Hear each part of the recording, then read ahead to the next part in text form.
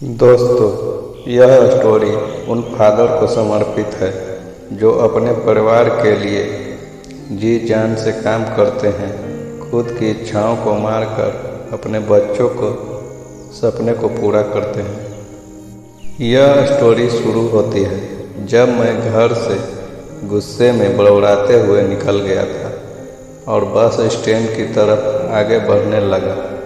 मैं मन ही मन बड़बड़ा रहा था, पता नहीं कितने पैसे छुपा के रखे हैं, लेकिन मेरे लिए एक भी बाइक नहीं ले सकते।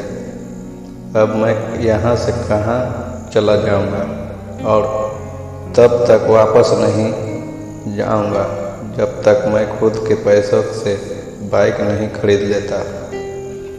इतना सोच ही रहा था, तभी मेरे पैर में मुझे कुछ चुभने लगा। एहसास हुआ, नीचे देखा तो समझ गया कि जल्दीबाजी में पापा के जूते पहनकर आया हूँ। उन जूतों में कील उभरी हुई थी जो मेरे पैर में बार बार घाव किए जा रही थी, लेकिन उस समय गुस्सा अधिक आया था तो मैं बड़बड़ाते हुए आगे बढ़ गया। एकाएक मुझे याद आया कि मैं पापा का पर्स भी साथ लेकर आया हूँ। मेरे खुरपाते दिमाग में एक ख्याल आया, क्यों ना आज पापा का पर्स चेक किया जाए, जिसे आज तक जिन्होंने किसी को हाथ तक नहीं लगाने दिया था। पता नहीं कौन सा खजाना छुपा है इस पर्स में जो किसी को हाथ नहीं लगाने देते। जब मैंने पापा का यह पुराना पर्स खोल कर देखा तो उसमें पैसे तो नहीं मिले, लेकिन पैसों की जगह एक डायरी रखी हुई थी। तब मैंने सोचा, ओह, यह तो खजाना छुपा है। मैं समझ रहा था कि यहाँ पापा ने लिखा होगा कि किसने कितने पैसे लेने हैं और किसको पैसे दिए गए हैं, लेकिन मैं गलत था। जब मैंने उस छोटी सी डायरी का पहला पेज खोल कर देखा तो वहाँ पर जो लिखा था वह थोड़ा सीरियस कर देने वाला था। डायरी में जो लिखा था उसे पढ़ने के बाद मेरे चेहरे पर जो एक्सप्रेशन थे वह गायब हो चुके थे,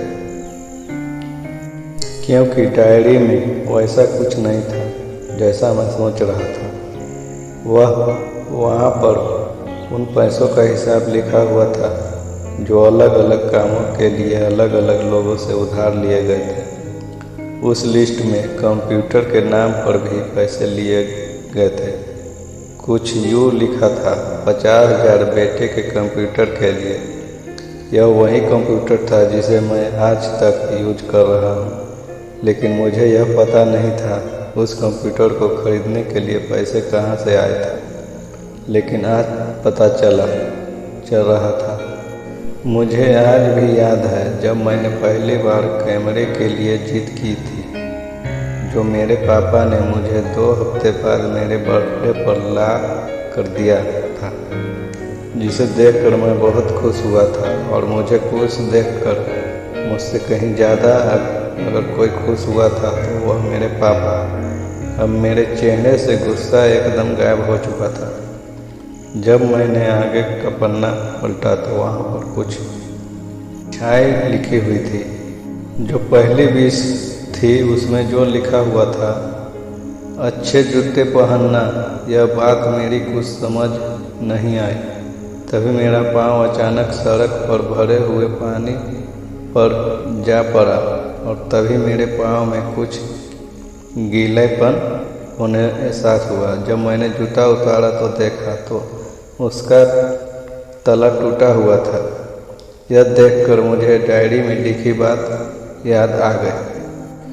तभी मुझे माँ पापा की कही बातें भी याद आ गई थी कि कैसे माँ जब कहा करती थी पापा से, अब तो जूते पुराने हो गए, नए ले लीजिए, तो पापा अक्सर यह कहकर टाल दिया करते, जूते अभी और चलेंगे, अभी कुछ दिन पहले तो लिए थे।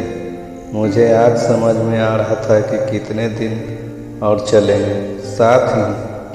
साथ यह भी समझ आ रहा था कि पापा पर्स को क्यों छुपा रहे। कर रखते थे। तभी उस डायरी को पढ़ते हुए बस स्टैंड पर पड़ी बेंच पर आकर बैठ गया। उस डायरी का आखिरी पन्ना बचा हुआ था। उस पन्ने को जब मैंने पलट कर देखा तो वह कल की डेट लिखी हुई थी। तारीख के नीचे लिखा हुआ था 50,000 रुपया बाइक के लिए। बस इतना पढ़ा और दिमाग सन हो रहा था। अब मेरे मन में कोई शिकवा गिला नहीं बचा था। बस मेरी आंखों से आंसू चलने लगे थे।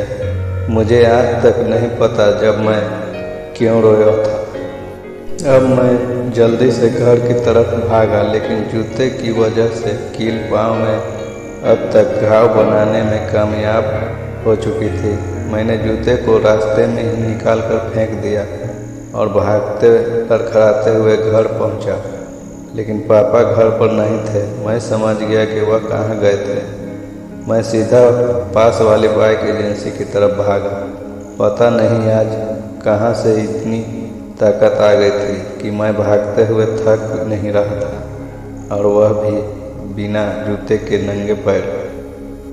जैसे तैसे मैं बाइक एजेंसी पहुंचा। पापा वहीं थे। मैंने पापा को दौड़कर गले लगा लिया और मेरी आंखों से आंसू रुकने का नाम नहीं ले रहे थे। पापा को समझ नहीं आ रहे थे आखिर हो क्या रहा है। मैं रो रहा हूँ। मैंने पापा से कहा, पापा मुझे मोटरसाइकिल नहीं चाहिए, आप अपने लिए जूते ले लीजिए।